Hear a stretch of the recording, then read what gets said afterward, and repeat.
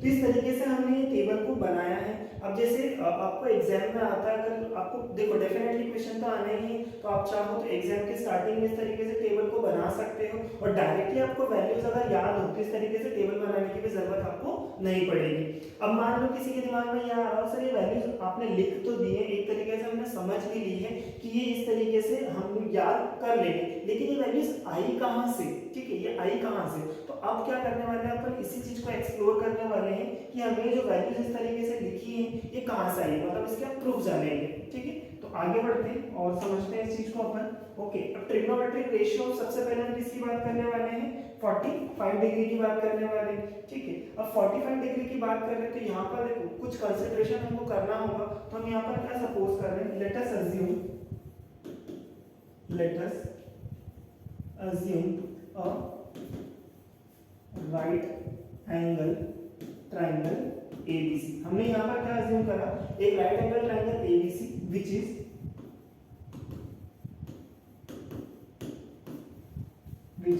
right angle at B।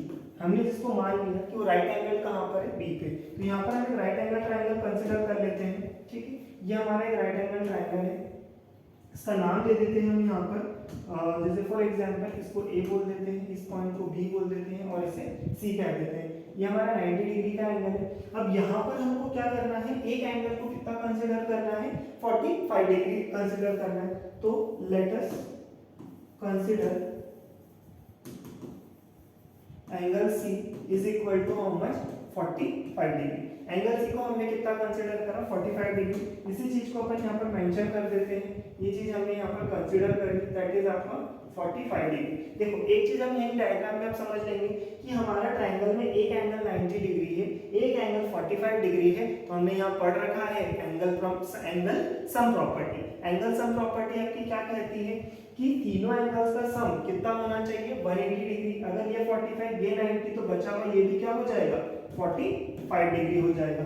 तो यहाँ पर आप एक चीज बहुत अच्छे से ऑब्जर्व कर रहे होंगे ट्रायंगल के अंदर, सर इधर दो एंगल आपके क्या हैं, 45 डिग्री हैं। अगर ट्रायंगल में दो एंगल सेम होते हैं तो उसे हम क्या कहते हैं, यस उसे हम कहते हैं आइसोसेलेस ट्रायंगल। तो हम यहाँ पर क्या कहेंगे, एंगल सी हमने क्या सपोज करा, 45 degree, hence angle C is equal to angle A is equal to 45 degree. So triangle ABC is an isosceles triangle. Triangle ABC आपका क्या हो जाएगा, isosceles triangle हो जाएगा। isosceles triangle हो गया, इसका मतलब क्या हुआ भाई, एंगल C क्या है आपका, ये रहा। एंगल C के सामने साइड कौन सी है, AB है। तो यहाँ पर हम क्या बोल पाएंगे, AB is equal to angle A के सामने की साइड कौन सी है, BC। AB किसके बराबर है, BC के बराबर है। अब ये कहाँ से लिखी सर आपने, तो ये आपकी एक थ्योरम होती है, side opposite to equal angles are equal. Side opposite to equal angles are equal. जो आपकी साइड्स रहती हैं वो जो एंगल्स इक्वल है उनके अपोजिट वो क्या होती हैं, इक्वल होती है। अब यहाँ पर अगर हम देखते हैं AB बराबर है BC, तो यहाँ पर अपन मान लेते हैं let AB is equal to BC is equal to A।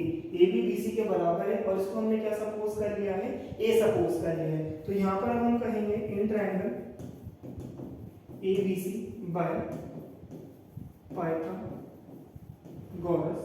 Theorem, by Pythagoras theorem क्या हो जाएगा, by Pythagoras theorem.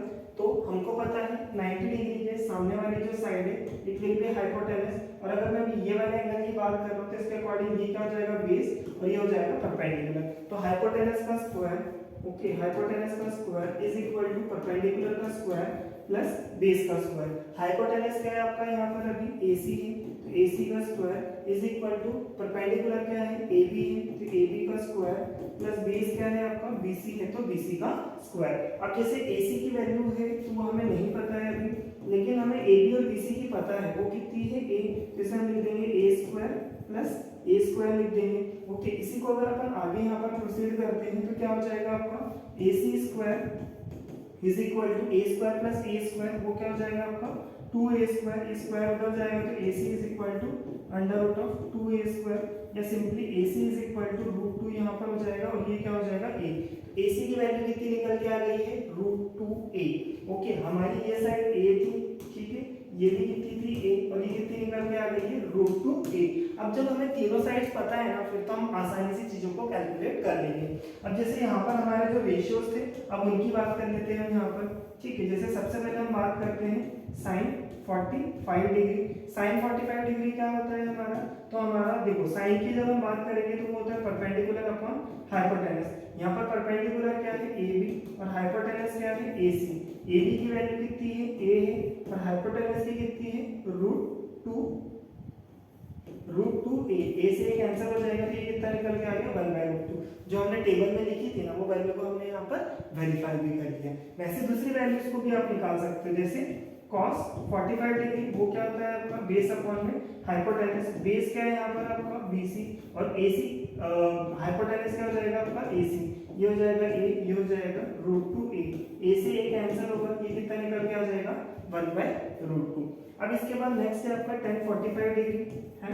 tan 45 degree क्या होता है आपका perpendicular upon base, that is AB/BC। अब इसके बाद AB की वैल्यू A है, BC की वैल्यू A है, कट के ये भी कितना हो जाएगा 1। तो ये सारी वैल्यूज हमने निकाली है और इनका जब आप रिवर्स कर दोगे तो आपको जो बचे हुए तीन ट्रिग्नोमेट्रिक रेशियोज है उनकी वैल्यूज भी हम क्या कर सकते हैं यहाँ से कैलकुलेट कर सकते हैं। तो अभी हमें यहाँ पर जानना है कि जो 45 डिग्री का एंगल होता है उनके लिए वैल्यूज किस तरीके से निकल के